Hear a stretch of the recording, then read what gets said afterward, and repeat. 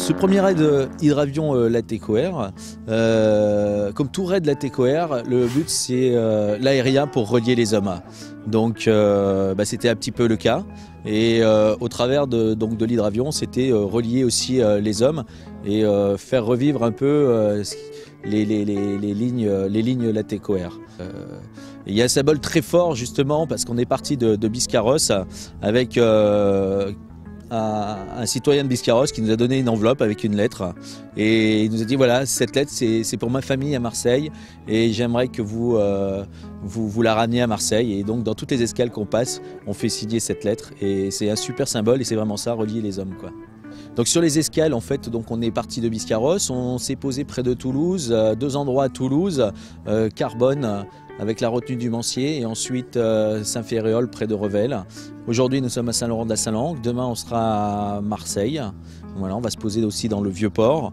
Ensuite, ça sera Saint-Tropez et enfin on termine par Monaco. Voilà, les spécificités ici à Perpignan, il y a du vent. Il n'y en a pas trop aujourd'hui, donc ça va, ça nous va bien. Néanmoins, il était un petit peu travers pour l'amérissage. Donc il faut faire en fonction des obstacles, du vent, du clapot. Voilà, mais pas de difficultés particulières par rapport à Biscarrosse ou les autres lacs.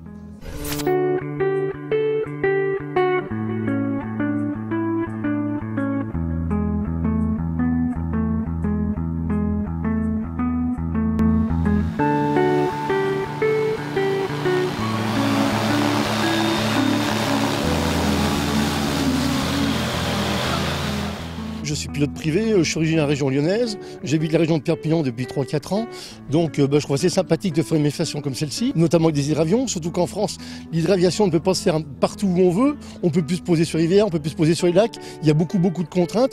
Je trouve assez formidable qu'on ait réussi aujourd'hui d'arriver à faire poser des avions devant un public assez nombreux et assez chaleureux, donc je trouve que c'est une très belle chose, et je vous rappelle donc le côté historique des choses, c'est-à-dire Mermoz, Saint-Exupéry, qui sont venus se passer aussi du temps de Dora, de l'aéropostale et de la grande époque de l'aviation en France. Je suis en vacances ici à Coudalaire et j'ai en profité de faire quelques belles photos, des photos que je n'aurais pu prendre ailleurs parce que ici avec les avions c'est super, c'est unique quoi.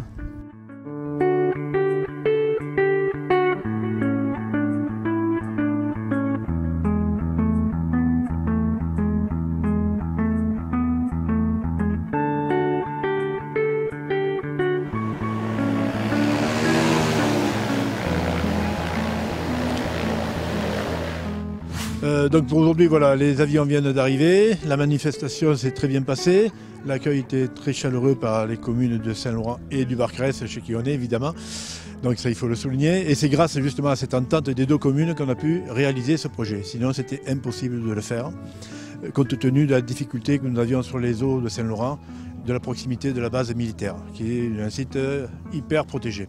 Notre grand projet, c'est de réaliser sur l'étang de Saint-Laurent-Barcarès un club d'hydravion.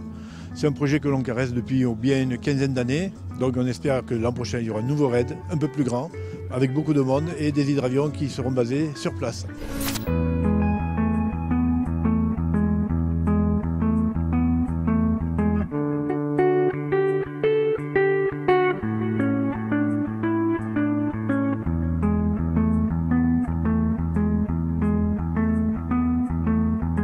Salut les gars, je suis super contente d'être dans un hydravion. Je suis dans un hydravion et je porte un gilet de sauvetage. Ça, c'est notre compas, comme sur un bateau, qui donne le cap. Et là, nous avons l'altimètre qui donne l'altitude.